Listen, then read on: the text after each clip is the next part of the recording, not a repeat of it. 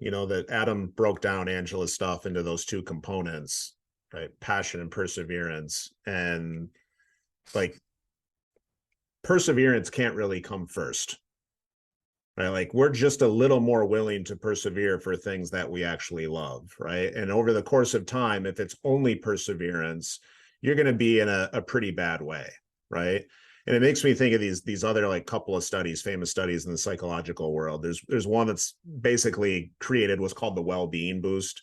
Mm-hmm. So Sonia Learbourg-Mirsky does this huge meta-analysis, like 230 some studies, collective sample of like 300,000 people, and asks a pretty simple question.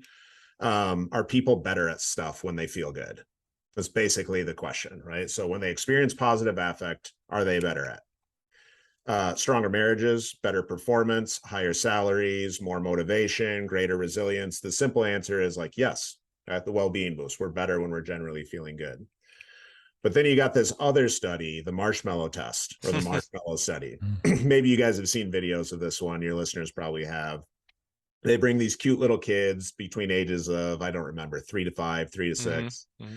sit them at a desk, put a marshmallow in front of them, and then basically say, oh, I need to leave the room for 10, 15 minutes. You can have the marshmallow, but if you wait until I come back, I'll give you a second marshmallow.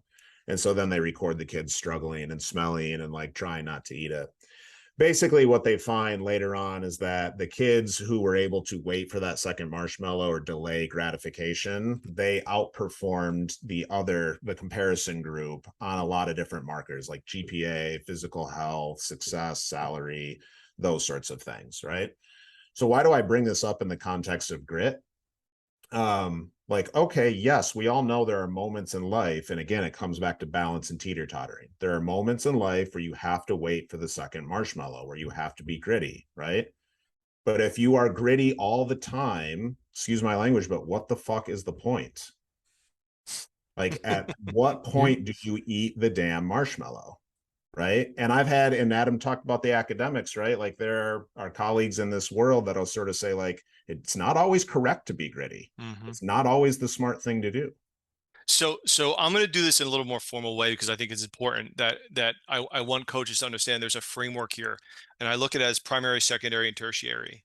Right. So the first thing as a coach, which is most important to me, is to create a psychologically informed or literate culture. Right. The notion, Eric, that you're even bringing this up and having this discussion, and I know what you guys do. I've been to seminars. I know this is part of what you do, so I'm singing to the choir here. Just the ability to bring that up as a meaningful part of your training is number one, and that sets the tone because it normalizes it. Right, coming from somebody like you as a professional. So communicating the value of the psychological and emotional element is important, and then teaching them to be open to discussing it. And what does that mean? It means learning how to ask the right questions, right? I think a lot of people are scared because they don't know what to do. Like it's like your job isn't to do anything other than connect. Be curious. Get to know your athletes. Because when you get to know them, then you're going to know when a behavior is a little off. And that brings you to the next one, which is the secondary, right? It's like identify and refer, right? Attend to these changes. You're not, once you get to know someone, you're going to see a change in mood. You're going to see a change in attitude, maybe a relationship issue. Quite frankly, as a CSCS, which I've been for 20 years, I often find my athletes are more willing to speak with me in the gym than they are with the door closed as a mental skills consultant. You have a unique opportunity to engage in a relationship that's already based in trust because of that physical relationship you have. I I find that people are more open to talking in the gym than behind closed doors, ironically, right? So ask them about their sleep, ask about their eating, ask about their energy. What do you notice? 9 times out of 10, they're gonna say, Coach, I'm fine, I'm good. That one time you're gonna see a little hesitation, right? And say, let me explore a little bit further. Just ask the next question. Keep them open. You don't have to treat.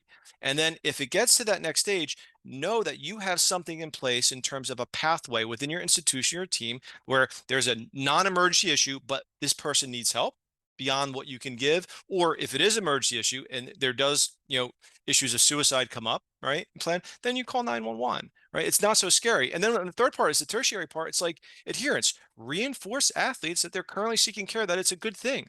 Respect what their needs are in terms of your involvement. They might want you involved or maybe not. Ask them.